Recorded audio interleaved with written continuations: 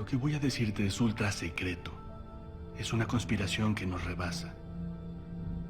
Existe un grupo poderoso de personas que en secreto gobierna el mundo. Hablo de aquellos que nadie conoce, los tipos invisibles.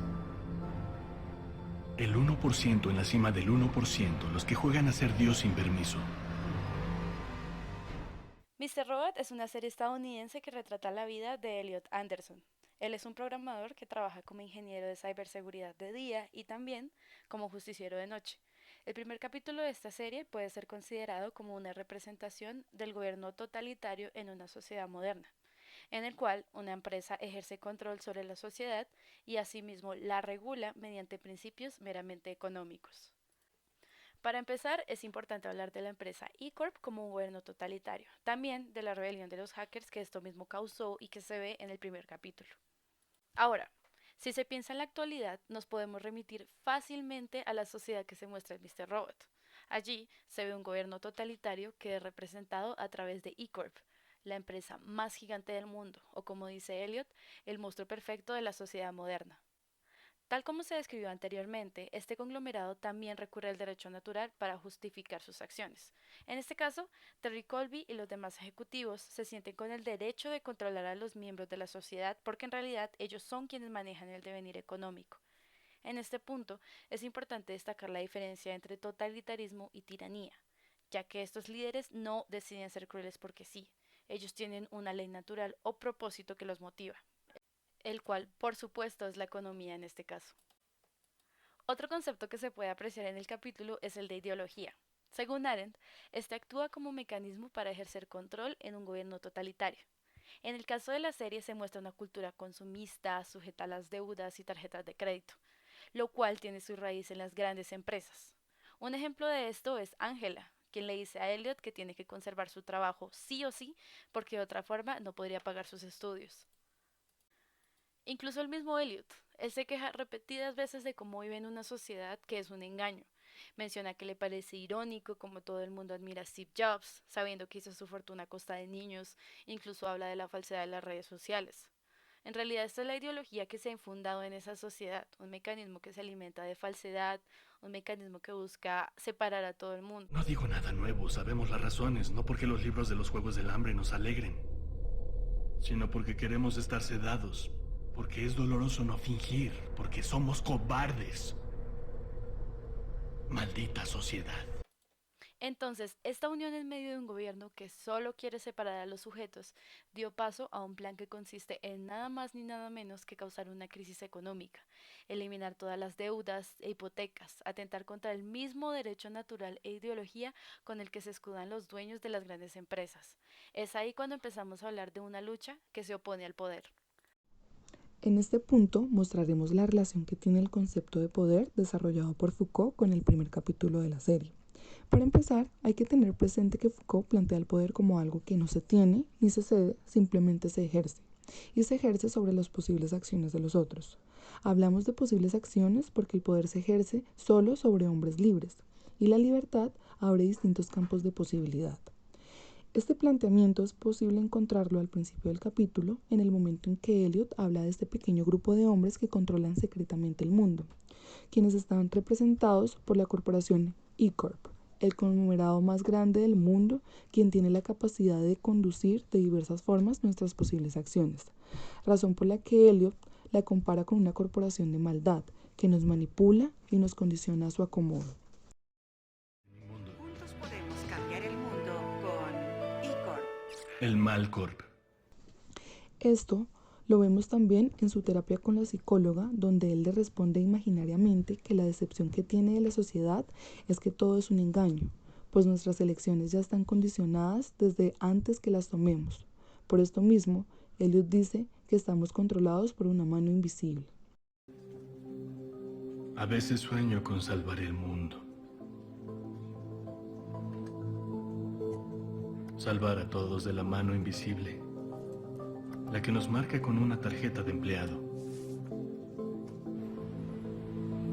la que nos obliga a trabajar para ellos, la que nos controla todos los días sin que lo sepamos.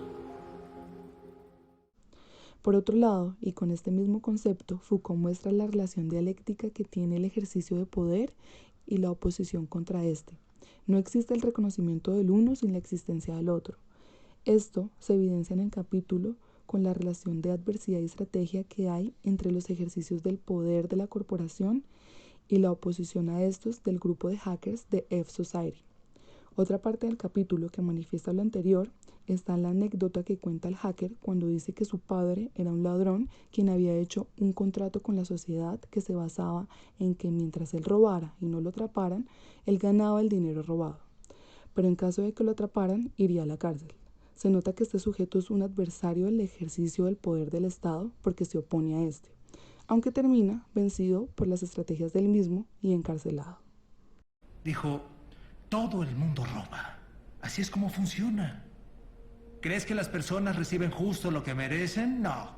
Les pagan de más o de menos, pero alguien en la cadena siempre es embaucado. Yo robo, hijo, pero no me agarran. Ese es mi contrato con la sociedad. Ahora, para desarrollar el concepto de sujeto y tomando como base una de las formas de lucha que se oponen al poder, es importante afirmar que el objetivo de esta forma de lucha es aclarar quiénes somos. Esta forma de lucha va a intentar despegarse de toda violencia estatal, económica e ideológica que determine o ignore quiénes somos, pues hay unas maneras en las que se ejerce poder para clasificar los individuos en categorías donde se les atará a una identidad que tienen que reconocer en ellos mismos y en los demás. Por lo tanto, el poder transforma a los individuos en sujetos atados o sometidos a las formas de control que definen nuestra identidad.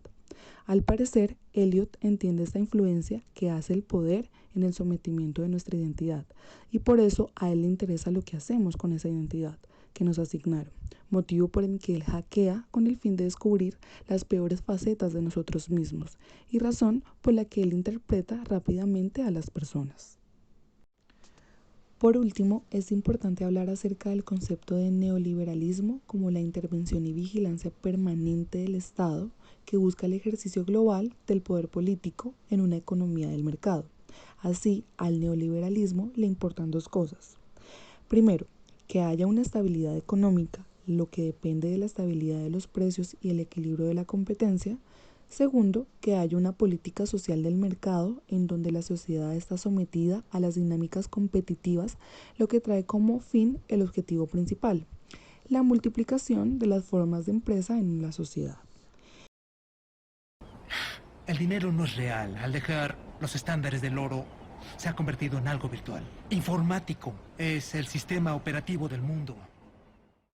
Esto se evidencia en el capítulo, puesto que E-Corp es la corporación que representa al Estado y sus ejercicios del poder global se encuentran en todas partes y más profundamente en la economía, que es el fuerte de este aglomerado, motivo por el que tiene en contra la conspiración del grupo de hackers F-Society, pues planean una redistribución de las riquezas de esta corporación como estrategia vencedora y acto de política social.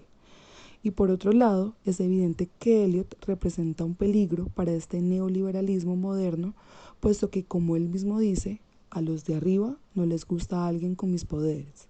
Podría borrar una empresa en 3 minutos. ¿Y si yo te dijera que este conglomerado es el dueño del 70% de la industria global de créditos al consumidor? Si atacamos su centro de datos, formatearíamos todos los servidores, incluyendo el de respaldo. Eso eliminaría Todas las deudas que tengamos. Cada registro de cada tarjeta de crédito, préstamo o hipoteca se quedaría en blanco.